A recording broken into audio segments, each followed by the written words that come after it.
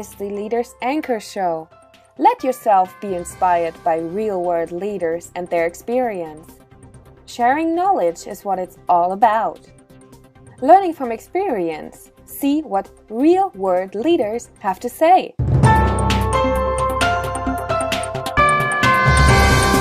Welcome once again, ladies and gentlemen, to the Leaders Anchor Show, where I have with me another amazing young man, Junior Ogunyemi of the Junior Entrepreneur Initiative. Junior joins us and he brings us fresh ideas from his own part. So, welcome, Junior. Thank you. And thanks for being on the Leaders Anchor Show. Pleasure being here. Thanks for having me. Great. Well, I've always known you to be the man with a hat. It's become your brand, and that brand is selling pretty well. Tell me what inspired this hat. When I started speaking, I really knew how to sort of be distinct in a certain fashion, and one of my icons in terms of someone being distinct is actually Michael Jackson. And Michael Jackson had the hat, he had the glove, he had these little things that he went on stage. I think people are going to be seeing me a lot. And to be honest, all my life I always wore hats. Even in secondary school, when I wasn't allowed to wear hats, I was known as a kid that could walk in with a hat. So it was just sort of my own personal style. And if I'm going to be on stage sharing a bit of myself, I need to take that with me. So the things I used to do before, I carry that on with me to the future, and I always wear hats. So I just sort of changed up the style of the hat to pay tribute to Michael Jackson, who's one of my icons. I love his work ethic. There's a lot going on around about him, but no one can deny what he achieved in his field. So yeah. But tell me, how important is ethics in the work, in what you do? Ethics are your foundation, so they're very important. Everything you build upon are based on your ethics. Your tactics can change, your strategies can change, your business plans can change, and your ideas can come and go. However, the ethics behind all of those things is what keeps you rooted. So that's the only thing that's going to stop you from being washed aside or being forgotten, is the ethics and the core values that you stand by, and that's what makes it all worthwhile in the end. My goal isn't to make £1 million. My goal is to make £1 million, but still maintaining my ethics. That's the challenge. How rooted are you in what you do? Very, very. I mean, I was raised in a Christian background. I grew up in the church, and that is where a lot of my ethics come from.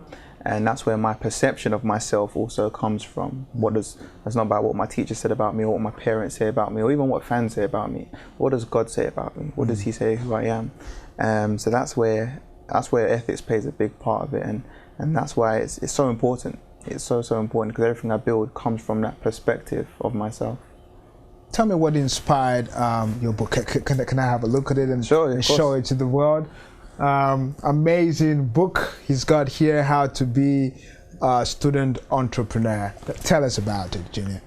This is I always wanted to write a book, and everybody wants to write a book one day. I wrote this book when I was 21, and it was almost accidental, actually. I was at a business conference with Richard Branson and Alan Sugar, and I met someone who tried to sign me up for an author's course, and I thought, hey, I'd love to be an author one day. I've already got a book, in fact. And they said, oh, tell us about a book.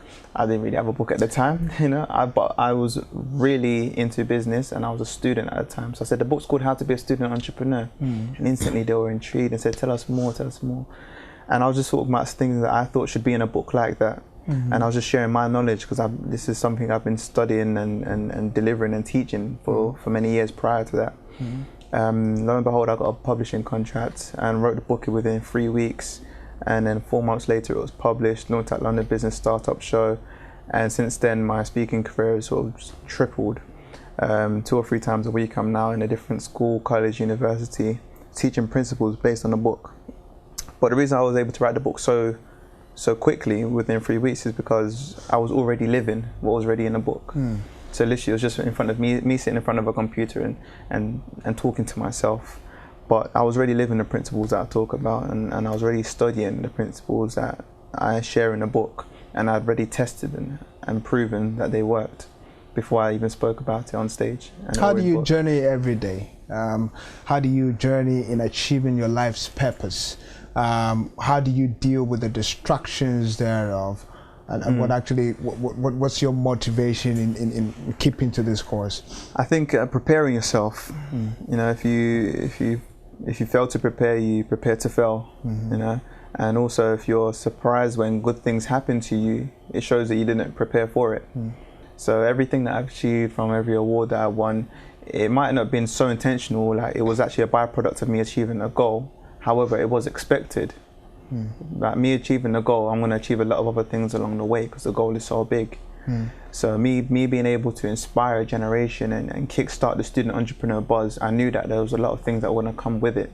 So I didn't go out to chase the money. I didn't go out to chase the accolades. I didn't go out to chase all the businesses I set up. I just wanted to go out and inspire people. And I know out of a result of that, all these other, the books and the CDs and the attention, and even being on TV, it's all going to come as a byproduct of that. So that keeps me focused, knowing the bigger vision. Everything else, not that it's insignificant, but it is all secondary. It is all a byproduct of achieving the big goal. So when I wake up every morning, I know that bigger goal is not going to be achieved in one day. So I'm building each brick by brick every single day. And in terms of preparation, everything I do for today is to prepare for tomorrow. Like, you can, tomorrow's not guaranteed. You never know what can happen tomorrow. However, for those that have hope in tomorrow, they'll prepare today. So because I have hope for tomorrow, and because I have hope that one day this goal is going to be achieved, or one day this is going to happen, one day soon or one day in the future, I'm preparing for it now. When did you start business? When I was 16. You were 16. Yeah. What was your first business? When you were 16? Yeah. Now, most people your age at 16 are not even thinking starting a business. I tell you, you know, I've been in a few interview sections where, you know, I see young people having their master's degree, and you ask them about their vision and purpose in life, and they're not able to tell you. And you at 16 had a business. Tell me about that. Well, I think it started when I was about 13. That my older brother said something to me. He said, find something you like doing and get someone to pay you for it. And at the time I loved playing football and I couldn't find anyone to pay me for it. So I thought, let me start paying myself, either being around football or coaching football. So I set up a football coaching academy at the age of 16, working with young people in my local area. I knew I was really good at playing football and I could share my skills, and I think that's also where I started sharing my talents and sharing my gifts with the world as well. Not just for my own benefit to become successful, but to actually see other people rise up and become successful. So that's where it all started from, and we started from very humble beginnings, just myself with a sack of footballs in a local park with 20 children, started employing other people to come on, started doing lots of work in schools, communities, and in my local area.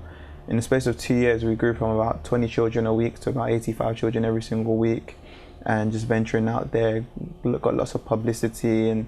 And for myself personally, I developed lots of different entrepreneurial skills. I learned how to sell, I learned how to market just by doing it. I learned how to employ people. So I transfer those are transferable skills that empower you to do almost anything. And that's why I keep setting up more and more businesses. Off that experience at a young age. Amazing. If you think it, you can achieve it. Anything you want to do in this life is possible only if you believe. Thank you very much, Junior, for this fine opportunity. And I wish you all the best in all that you do. Thank you very much. Cheers. All right.